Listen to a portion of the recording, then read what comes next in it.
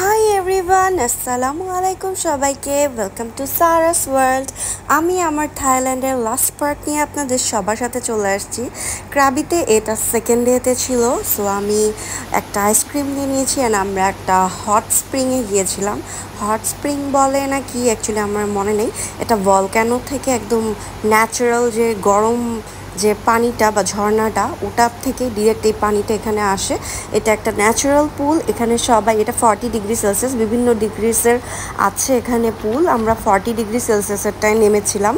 আমি হাফ নেমেছি কজ আমি যেহেতু কাপড় চোপড় সাথে করে নিয়ে যেতে পারিনি, সো এখানে অনেকেই শাওয়ার নিয়েছে লাইক হট বাথ, তো আমি সেটা নিতে পারিনি। এটা টোটালি একটা ন্যাচারাল ওয়াটার যেটা কিনা ভলক্যানোর ওখান দিয়ে গড়িয়ে আসছে, দ্যাটস ওয়াই পানিটা প্রচণ্ড গরম থাকে, ন্যাচারালি গরম থাকে। দেন আমাদের ক্ষুধা পেয়ে যায় আর আমরা খাওয়া দাওয়া শেষ করি অ্যান্ড ওখানেই ওই দিনের ব্লগটা শেষ।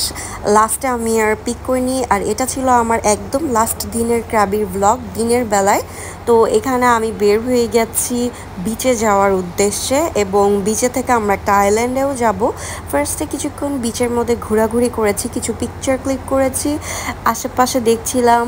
তারপর হচ্ছে গিয়ে বালু নিয়ে কিছুক্ষণ বাচ্চাদের সাথে খেলাধুলা করেছি। তারপর আমি কিছু শামুক কুড়িয়েছি সুন্দর সুন্দর, আর সেগুলো আমি আমার ড্রয়িং রুমে সাজিয়ে রেখেছি এখন। অ্যান্ড এখান থেকে আমি ওগুলো পিক করেছিলাম। এখানে আমি একটা সুন্দর একটা শামুক আপনাদেরকে দেখাবো, যেটা খুবই সুন্দর এবং ন্যাচারালি দেখতে একটা বাটারফ্লাইয়ের মতন। এই যে এই পার্পল কালারটা, এটা আমি নিয়েছি এবং নিয়ে এসেছি আমার সাথে করে, খুব সুন্দর মতন, বাট হাফ পার্ট ভেঙে গেছে। যাই হোক, তো এখন আমরা একটা আইল্যান্ডের উদ্দেশ্যে বোটে উঠে গেলাম এবং খুবই সুন্দর একটা আইল্যান্ডে চলে গেছি।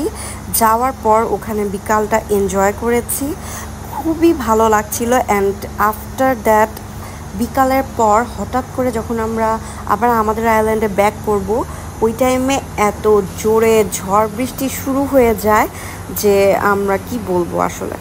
সেই তো এখন আমরা আসলে পাড়ি দিচ্ছিলাম সাগর, তো বোটে করে এই যে আইল্যান্ডে যে যাচ্ছিলাম, এটা আমার বেশ ভালো লাগছিল। খুব কাছাকাছি চলে আসছি আমরা আইল্যান্ডের।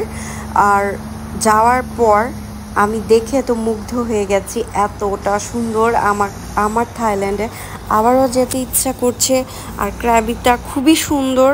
এই যে এখানে বিচ সাইডে একটা বার টাইপ অফ ছিল, লাইক জুস বার, তো ওখানে আমরা বসেছি। এই দেখেন কতটা রোদ, একটু পর যে ঝড় হবে বৃষ্টি হবে এটা মানে আচমকা হয়েছে, এটার কোনো নামগন্ধও ছিল না। ফ্রেশ ফ্রেশ ড্রিঙ্কস নিয়ে নিলাম, ড্রিঙ্কস নেওয়ার পর ড্রিঙ্কস এনজয় করছি। অ্যান্ড বাইরে প্রচণ্ড রোদ ছিল, তো হঠাৎ করেই ওয়েদারটা চেঞ্জ হয়ে যায় সাডেনলি। অ্যান্ড এই যে বৃষ্টি, আমরা দৌড়ে আবার চলে আসি সবাই, কারণ আমরা তখনই আমাদের বোটে উঠতে নিচ্ছিলাম। অ্যান্ড এত এত বড় বড় বাজ পড়েছে আর এত বৃষ্টি হয়েছে। যাই হোক, আরও কিছুক্ষণ এই সুন্দর আইল্যান্ডে আমরা টাইম স্পেন্ড করতে পারি।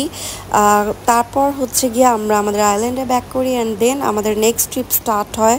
সো আমার থাইল্যান্ডের ব্লগটা এই পর্যন্তই। আমার থাইল্যান্ডের ব্লগগুলো যদি আপনাদের ভালো লেগে থাকে, পার্ট 9 এটা, সো পার্ট 1 থেকে ইনশাল্লাহ আপনারা দেখার চেষ্টা করবেন, আশা করি ভালো লাগবে আর অনেক ইনফরমেশনও পাবেন। সো এখানেই আল্লাহ হাফেজ বলে দিচ্ছি সবাইকে। সবাই আমার সাথে থাকার জন্য অনেক ধন্যবাদ।